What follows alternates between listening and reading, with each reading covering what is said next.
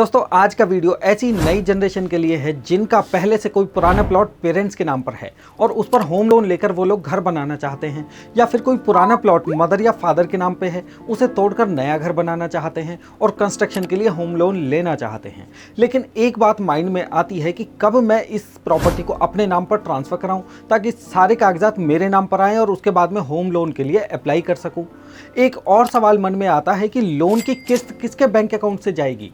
इन्हीं सब बातों को आज की वीडियो में मैं डिस्कस करूंगा और वीडियो के लास्ट में कुछ स्पेशल बोनस टिप्स भी आपको दूंगा दोस्तों। लेकिन मैं एक बात यहां पर आपको बता देता हूं कि मान लीजिए प्रॉपर्टी आपके मदर के नाम पे है और आप बिना प्रॉपर्टी ट्रांसफर कराए भी उस प्रॉपर्टी पर होम लोन ले सकते हैं।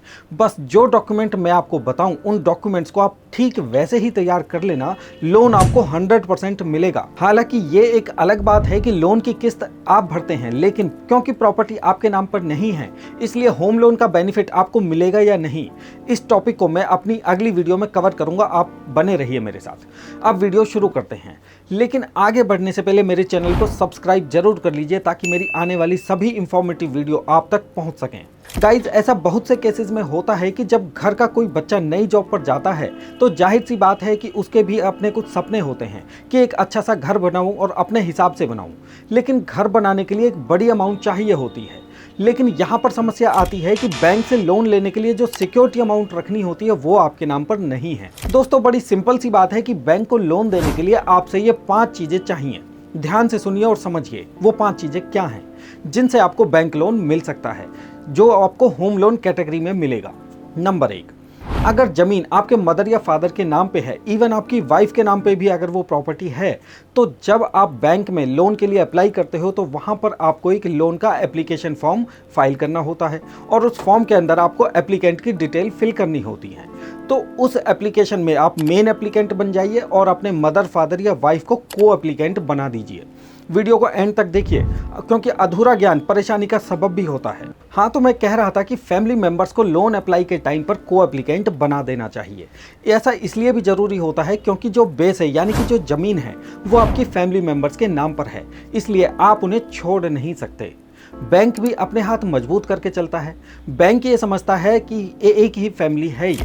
दूसरी बात, लोन के लिए बैंक देखता है कि आप वापस कैसे करोगे लोन को। इसके लिए बैंक को आपसे चाहिए आपकी इनकम सोर्स की डिटेल और उसके प्रूफ, यानी कि कुछ ऐसे डॉक्यूमेंट जिनके बेस पर बैंक ये डिसाइड कर सके कि आपकी इनकम क्या है और कितनी है।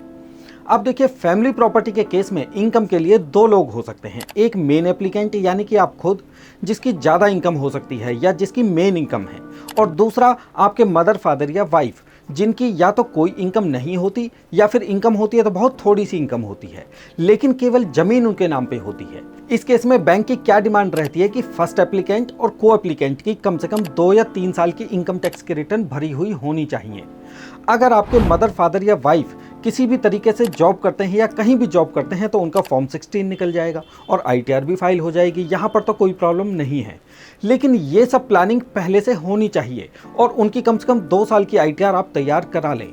लेकिन समस्या कहाँ पर आती है कि जब वो लोग जॉब नहीं करते, में भी हो सकता है किसी के पेरेंट्स खेती बाड़ी का काम करते हों या फिर ओल्ड एज की वजह से कोई काम नहीं करते या रिटायर हो चुके हों, या आपकी वाइफ सिर्फ एक हाउस वाइफ हो, तो क्या करें। इसलिए देखिए, ऐसे केस में पहले से प्लानिंग करके कम से कम 2 साल की ITR उनकी फाइल करा लें। बेशक आप खुद फाइल या किसी टैक्स प्रोफेशनल से फाइल करा लें। को एप्लीकेंट के ITR के केस में ये जरूरी नहीं कि उनकी ITR बहुत ज़्यादा स्ट्रॉन्ग हो। आप बेशक 50,000 या 1 लाख रुपए इनकम के साथ उनकी ITR फाइल करें, लेकिन ITR जैसे डॉक्यूमेंट होने चाहिए। तीसरी चीज, बैंक क्या कहता है कि आपके वाइटल्स या आपके KYC डॉक्यूमेंट, जैसे कि आपके और को एप्लीकेंट के PAN card, Aadhaar card, photos, voter ID card, ये सभी डॉक्यूमेंट बैंक मांगता है और ये डॉक्यूमेंट भी आपके पास होने चाहिए। चौथी चीज, बैंक को क्या चाहिए, मेन एप्लीकेंट और को एप्लीकेंट की 6 महीने की बैंक स्टेटमेंट, जिसके अंदर आपकी इनकम रिफ्लेक्ट होनी चाहिए, यानी कि आपकी बैंक स्टेटमेंट आपके इनकम के बारे में सब कुछ बताए। इस तरीके की आपकी बैंक स्टेटमेंट होनी चाहिए। 5वीं और लास्ट चीज बैंक को चाहिए वो है प्रॉपर्टी डॉक्यूमेंट्स की कंप्लीट चेन। कंप्लीट चेन यानी कि जब से वो प्रॉपर्टी एग्जिस्टेंस में आई है तब से लेके आज तक वो प्रॉपर्टी कितनी बार सेल हुई है, यानी मान लीजिए 5 बार सेल हुई है तो उन सभी 5 बार सेल की सेल डीड वो भी ओरिजिनल कॉपी बैंक को चाहिए। अगर इतने सभी डॉक्यूमेंट आपने बैंक को दे दिए तो आपका लोन आसानी से पास हो जाएगा। लेकिन सवाल है कि लोन कितनी अमाउंट का मिलेगा और लोन की किस्त कितने की बनेगी। दोस्तों, लोन की अमाउंट आपकी सैलरी या किसी भी दूसरी इनकम के ऊपर डिपेंड करेगा और मंथली किस्त कितने की बनेगी ये डिपेंड करता है कि आप कितनी अमाउंट का लोन लेते हैं और कितने टाइम के लिए लेते हैं। इसलिए मेन एप्लीकेंट यानी कि आपकी इनकम टैक्स रिटर्न स्ट्रांग होनी चाहिए, क्योंकि आपकी इनकम के ऊपर ही ये डिसाइड होगा कि लोन कितनी अमाउंट का सैंक्शन होगा। वैसे आजकल बैंक एक बहुत बड़ा फायदा देते हैं कि अगर फीमेल को हम लोन में को एप्लीकेंट बना लेते हैं या मेन एप्लीकेंट बना लेते हैं तो होम लोन का जो रेट ऑफ इंटरेस्ट है उसके इंटरेस्ट में कुछ कमी मिल जाती है आपको, यानी कुछ कम रेट ऑफ इंटरेस्ट पे आपका लोन पास हो जाता है। मान लीजिए कि 0.5% भी कम हो जाता है तो इससे भी इंटरेस्ट में बहुत ज़्यादा फायदा मिलता है, क्योंकि लोन अमाउंट बहुत बड़ी अमाउंट का होता है। मिनिमम 10 लाख 20 लाख रुपए का होम लोन लेते हो तो और वहाँ पर अगर आपको इंटरेस्ट में 0.5% की भी छूट मिल जाती है तो लॉन्ग टर्म में ये आपको बहुत बड़ी अमाउंट की सेविंग लेके देगा।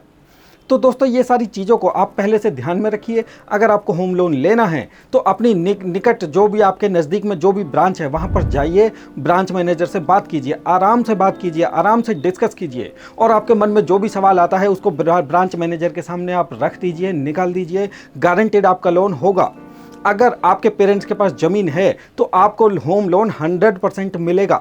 इसलिए आपको अपनी मदर फादर या वाइफ को भी लोन में को एप्लीकेंट बना लेना चाहिए। अब जाइए, अपना लोन लीजिए, अपने सपने को पूरा कीजिए। दोस्तों, यह था एक छोटा सा इंफॉर्मेटिव वीडियो। आशा करता हूँ आपको पसंद आया होगा। Please subscribe my channel and click the bell icon. Thanks for watching. Love you all.